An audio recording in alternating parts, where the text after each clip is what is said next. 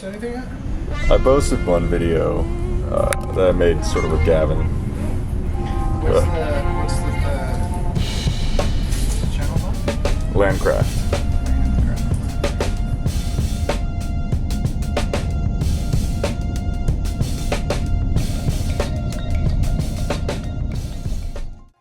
I'm going to be turning this wax carving into solid sterling silver using sand casting. This is a ring I carved. It's pretty funky, weird, architectural weirdness. And I'm going to turn it into silver. The only limitation is that you can't have any undercuts because the piece needs to go into the sand and out without disrupting it. So this is a flask mold. This is basically where the sand goes in, so you have two halves that you can push the wax into and take it out and then pour the metal into. This is one that I got along with 5 pounds of sand for 50 bucks from PMC Supplies. It's like a kit. It was the cheapest one. I got Petrobond sand, which is not recommended. I want Delft clay, but I just need to fork over some cash for it. Just want to chop up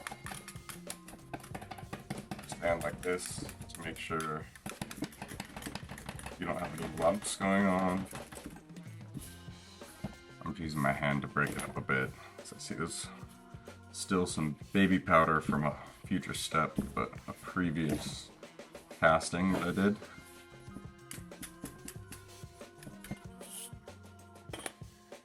That sand feels pretty ready, very soft, very granular. This is the one with the holes. It's the female part, not the male part. You want to start with the female part. Start piling it in. You're gonna have to push the wax into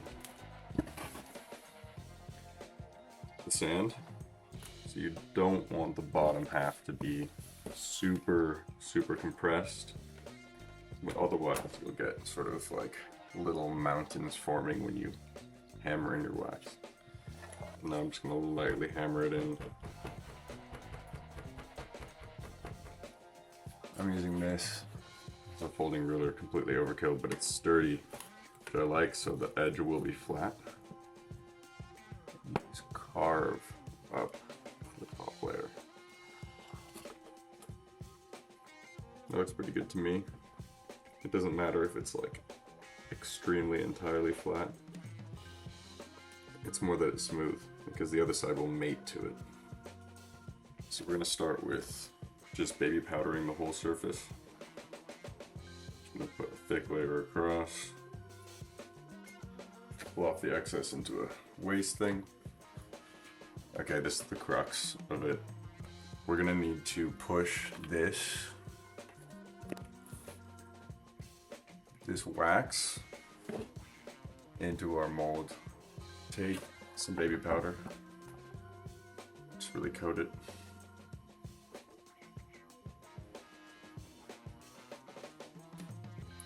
Metal is going to be pouring this way into the mold, and whatever end is facing towards where the metal is coming from, you will have a sprue, because you're going to have to cut a channel for the metal to get there. So if you want details like all of this that I've carved into the wax to save myself carving silver away, you're going to want to keep those towards the bottom, like this. So just a few inches away from the top. Place it down, and you're trying to push it in halfway. Very, very vertical. I like to sort of test the fit, make sure we didn't pull out the... just to make sure it mates properly. Push the sand out of the female end of the mating joint. Make sure there's no big clumps of sand on the mating edge.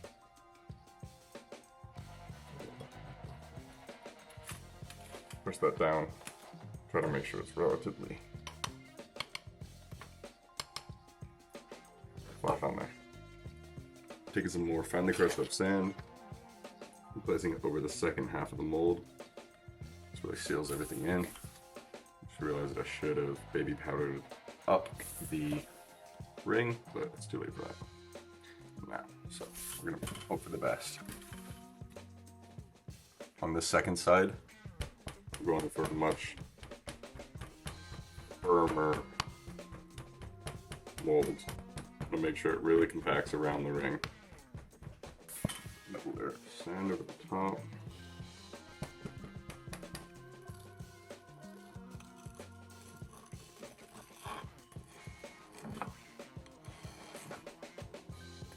Now we should be able to break this apart.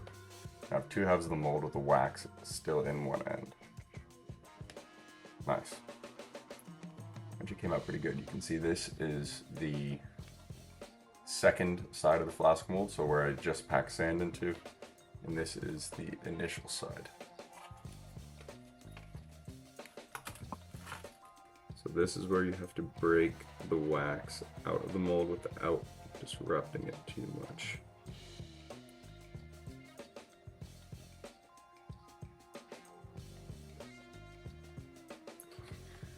There it is.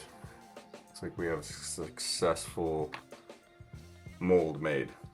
Now comes the satisfying part. We have to punch air holes in here. I usually do about 3 on each side. Just sort of like intuitive. I don't actually know what the science is behind this. I don't know what happens if you don't do it. I've never done that nor seen it done. But might as well continue on. If it ain't broke, don't fix it. Take a drill bit and punch it through.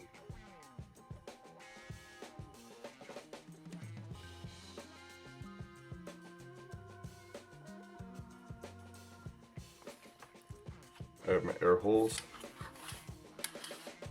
and now I need, I don't know what you call them, vents. I'm actually going to be using an X-Acto knife for this. Just slice along that path.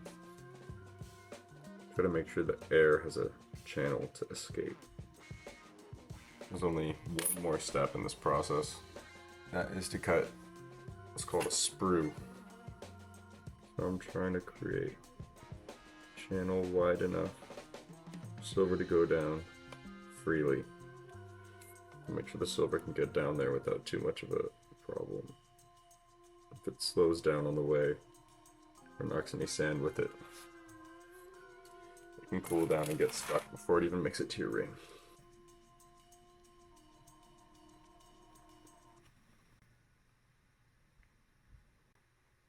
Looks pretty good, to be honest. Now all we need is a sprue on the other side and we're ready to cast. Pack just a little bit more sand in the end here.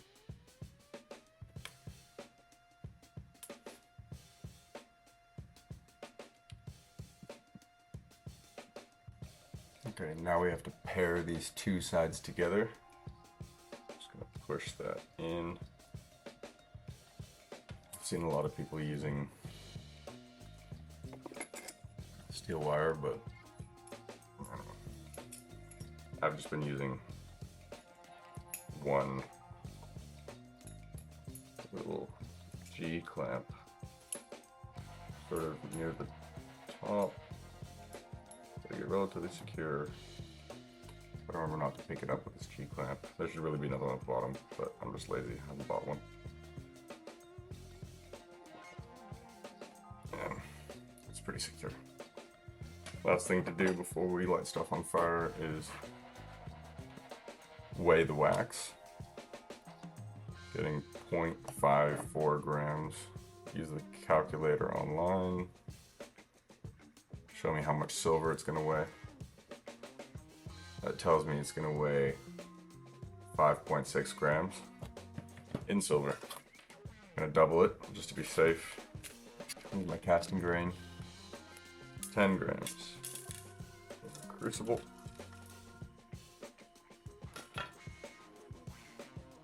Okay, the only thing we have to do at this point is to melt my silver and pour it in. I'm going to try to get it pretty damn hot, so above the melting point. If it's just above the melting point, then it will cool down and harden just before it gets all the way into the mold. And I'm using MAP gas, which is just a bit hotter than propane.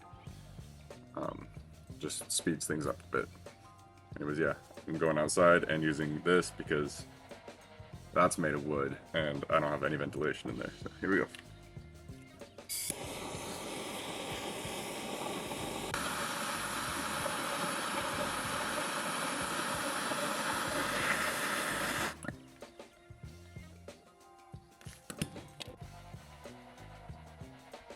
Now that it's poured, you gotta wait 10 minutes because it's way too hot. Now let's see if it all works. Put this apart. We should have exactly that. There we go. That is wonderful. Pretty good outcome. A little bit of flashing, but all in all, not too much. It's going to be an interesting ring. Quick note on this. All of this blackened sand, you're going to want to carve out and discard. The rest, good to go again. Mix it back in with your batch. If it gets dry after a while, you can add a little bit of water. The rest of your sand is completely fine. This stuff is not. Pretty good tiny sprue, which is what I like. I'm about to cut that off right now.